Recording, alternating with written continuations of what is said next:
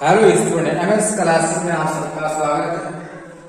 आज जो है कक्षा 10 का जो है मैथ समांतर श्रेणी का जो है 5.2 जो प्रश्नावली है उन्हीं के प्रश्न में से जो है तीसरा प्रश्न करेंगे। आशा करते हैं कि आप सब बेहतर होंगे और इससे पहले के सभी प्रश्नों को जो है आप लोग पढ़ चुके होंगे, कर भी चुके होंगे, कॉपी पर नोट भी कर लिए होंगे।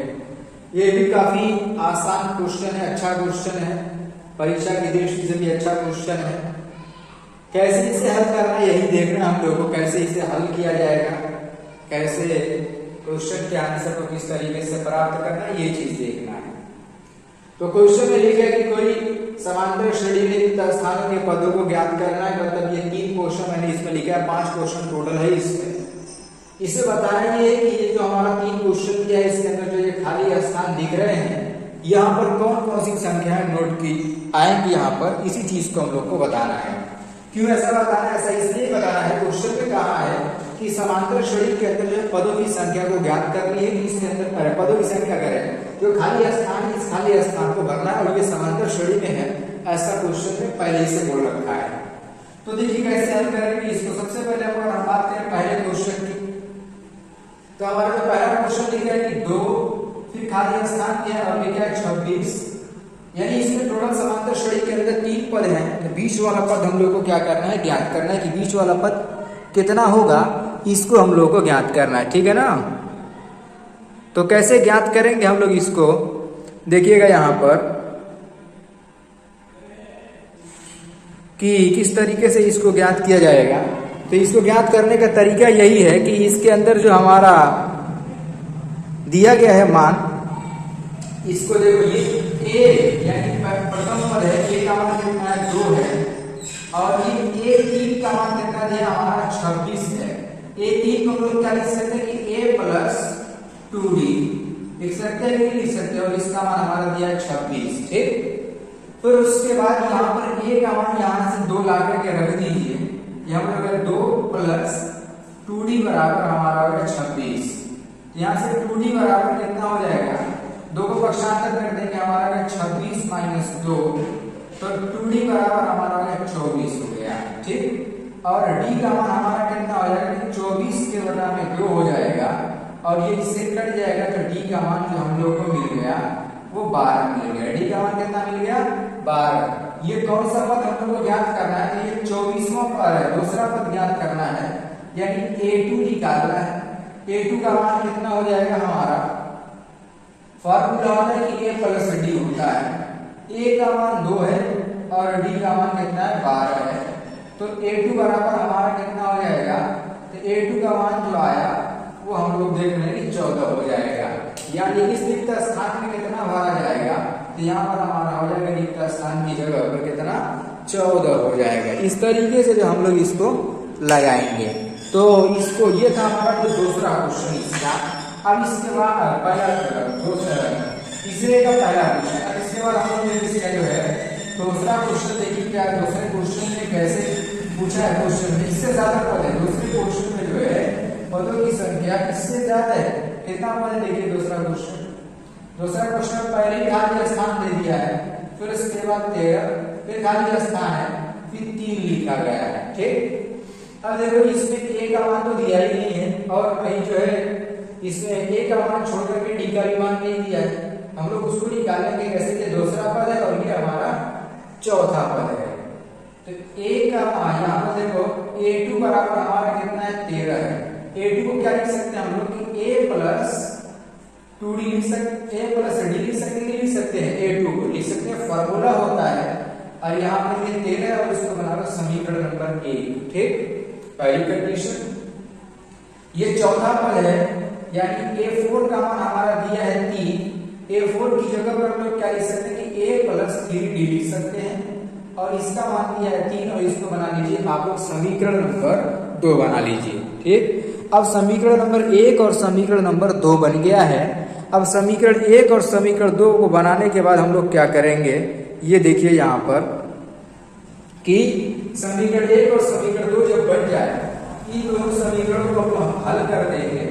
यहाँ लिख देंगे कि समीकरण 1 और 2 से। ठीक, यहाँ पर हमारा a प्लस 3d बराबर 3 है और यहाँ पर a प्लस d बराबर 13 है। किसी को भी पहले लिख सकते हैं, किसी को बाद में लिख सकते हैं, कोई दिक्कत नहीं, आंसर एकदम सही आएगा। यहाँ माइनस का चिन्ह हो जाएगा, ये भी माइनस का चिन्ह, ये भी माइनस का चिन्ह, a से 1 कट जाएगा हमारा और यहाँ से हो जाएगा 2d बराबर -10 आ जाएगा। ठीक है, घटा लीजिए यहाँ पर, और d का मान जब यहाँ से निकालेंगे तो -10 के बटा में कितना हो जाएगा, 5 हो जाएगा, 10 के बटा में 2 हो जाएगा और जो d का मान आ जाएगा वो हमको मिल जाएगा -5। कितना मिल गया, d का मान हम लोग को जो मिला वो -5 मिल गया। फिर इसके बाद हम लोग क्या करेंगे, d का मान ज्ञात होने के बाद हम लोग जो है पहले a का भी मान याद कर लेंगे, तभी हम लोग जो है ये सब मान याद कर सकते हैं। क्या करेंगे, d का मान जो समीकरण नंबर 1 में रख लो, यहाँ भी देंगे d का मान समीकरण 1 में रखने पर,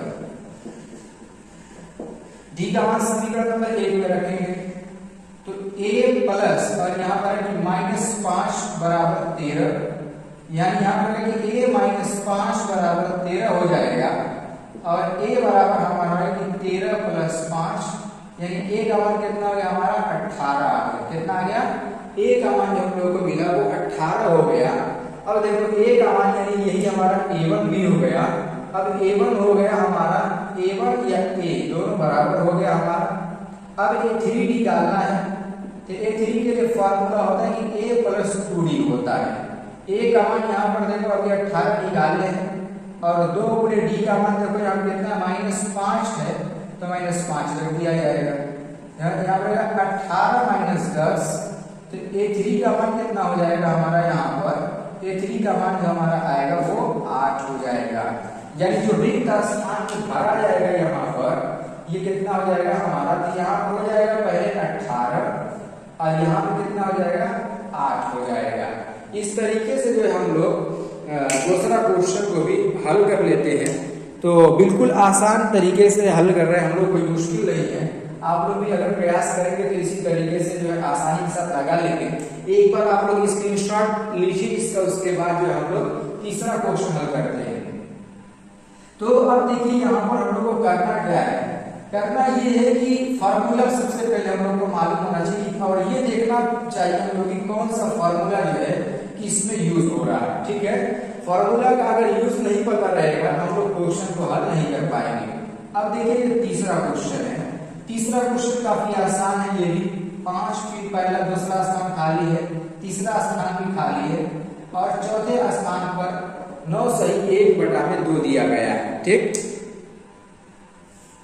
इसको हल करना है तो यहाँ से हम लोग ये देख रहे हैं कि a का मान इसमें 5 है, a का मान 5 दिया है, ये तो बहुत आसान हो गया, इसका मतलब दे दिया है तो a का मान 5 दिया है। फिर उसके बाद जो है यहाँ से d का मान निकालना पड़ेगा। इन दोनों पद को अगर निकालना है तो d का मान हम लोग को हर हाल में चाहिए और ये चौथा पद है यानी a4 बराबर यहाँ पर लिखा है कि 9 सही 1/2। ठीक, और a4 की जगह पर हम लोग क्या लिख सकते हैं कि a + 3d लिखा जा सकता है, ये 9 सही 1/2 होता है। अब देखो यहाँ से a का मान कर दीजिए, a का मान कितना है 5 + 3d बराबर 9 सही 1/2। अच्छा, 9 सही 1/2 हम लोग क्या लिख सकते हैं, 9 दूनी 18 और 18 को 19 के बटा में 2 लिख सकते हैं, तो 19 के बटा में 2 को लिख दो, 5 को पक्षांतर कर दिए इधर तो 3d बराबर हमारा हो जाएगा 19 के बटा में 2 - 5 हो जाएगा। अब देखिए इसमें से जो है इसको घटाना है तो 3d बराबर इसका लसा हो जाएगा 2 और यहाँ पर हमारा हो जाएगा कितना, ये 19 - 2 पाँचे 10 हो जाएगा। तो 3d बराबर हमारा कितना हो जाएगा 9 के बटा में 2 हो जाएगा। ये हम लोग को जो मान आया है वो 3d का मान आया है। ठीक, और हम लोग को चाहिए इसका d का मान चाहिए, मैं d का मान यहाँ पर ऊपर निकाल दे रहा हूँ। d बराबर यहाँ पर देखो 9 के बटा में 2 तो पहले से है, इधर 3 गुणे में इधर जाएगा तो क्या हो जाएगा, बटे में हो जाता है, बटे में 3 आ जाएगा, 3 एक करके 3 दूनी हमारा कितना आ जाएगा 3 3 के 9, यानी जो d का मान मिल गया वो 3 के बटा में 2 मिल गया। कितना, 3 के बटा में 2 मिल गया। अब देखिए दूसरा पद और तीसरा पद हम लोग निकाल लेंगे। दूसरे पद के लिए फॉर्मूला a2 बराबर a प्लस d होता है। फॉर्मूला होता है हमारा a का मान हमारा कितना है 5 है और d का मान हमारा कितना है 3 के बटा में 2 है। तो हल जब करेंगे a2 बराबर तो यहाँ पर 2 लसा हो जाएगा और यहाँ कितना आएगा 5 गुनी 10 कैसे बटे में 1 है। 1 से 2 को भागेंगे 2, 2 का 5 गुणा कर लेंगे 5 गुनी 10 और यहाँ पर प्लस 2 गुनी 2 का में 2 और यहाँ पर 3 यानी a2 का मान जो हमारा आएगा वो हो गया हमारा 13 के बटा में 2। a2 का मान कितना मिल गया हम लोगों को? a2 का मान हम लोग को मिल गया 13 के बटा में 2 मिल गया।